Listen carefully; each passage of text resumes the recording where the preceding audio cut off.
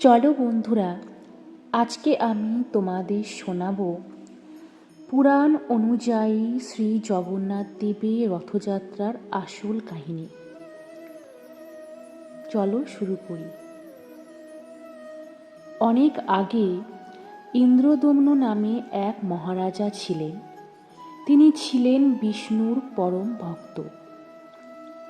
একদিন তিনি শুনলেন নীলাচলে মানে বর্তমান পুরী এক অদ্ভুত দেবতা নীলমাধব পূজিত হন, যিনি মানুষের তৈরি নন। রাজা সেই দেবতারে দর্শন করতে চাইলেন। রাজা পাঠালেন এক ব্রাহ্মণ বিদ্যাপতি। নীলাচলে গিয়ে তিনি দেখলেন এক আদিবাসী মানে শাবর জাতি, তাদের প্রধান বিশ্বা বসু। তারা কাঠের এক দেবতা পূজা করছে, নীলমাধব। এখানে বোঝা যাচ্ছে জগন্নাথ পূজা শুরু থেকেই জাত ধর্মের ঊর্ধ্বে।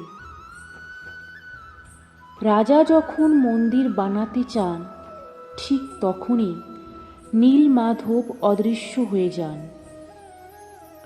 রাজা খুব দুঃখ পেলেন। তিনি কঠোর তপস্যা শুরু করলেন। তপস্যার ফলে এক আকাশবাণী হয়, আমি আবার আসব, কিন্তু কাঠের রূপে, মানে দারু ব্রহ্ম। সমুদ্র তীরে ভেসে আসে এক অলৌকিক কাঠ। সেই কাঠ থেকেই জগন্নাথ, বলভদ্র, সুভদ্রা এই তিন বিগ্রহ তৈরি হয়। বিশ্বকর্মা দেবতা বৃদ্ধ রূপে এসে বলেন, আমি দরজা বন্ধ করে মূর্তি গড়ব, শব্দ হলে কাজ বন্ধ হবে। কিছুদিন পর শব্দ বন্ধ হয়ে যায়। রানী উদ্বিগ্ন হয়ে দরজা খুলে ফেলেন। বিশ্বকর্মা অদৃশ্য হয়ে যান। ফলে হাত অসম্পূর্ণ, পা অসম্পূর্ণ, চোখ বড় বড়।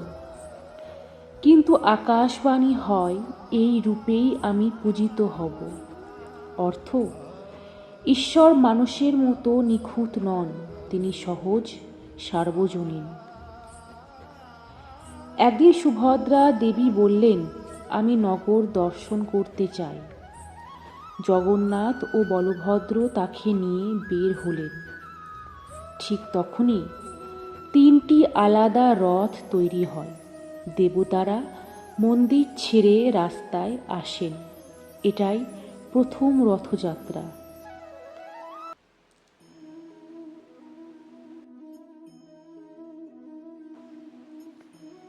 এইদিকে গুন্ডিচা মন্দিরের পৌরাণিক অর্থটা আমি আপনাদের বলি, আপনারা শুনুন। গুন্ডিচা মন্দির হলো ইন্দ্রদম্ন রাজা রানীর নামানুসারে, কিন্তু পুরাণে এটি বলা হয়েছে ভক্তের শুদ্ধ হৃদয়। তাই দেবতারা সেখানে 7 দিন অবস্থান করেন। লক্ষ্মী দেবী মন্দিরে থেকে যান। জগন্নাথ তাকে না নিয়েই বের হন। লক্ষ্মী দেবী রাগ করে গুন্ডিচায় যান। রথের একটি অংশ ভেঙে দেন। পরে জগন্নাথ দেব ক্ষমা চান। পুরাণ বলে ঈশ্বর সংসার ত্যাগ করেন না, তিনি ভারসাম্য শেখান।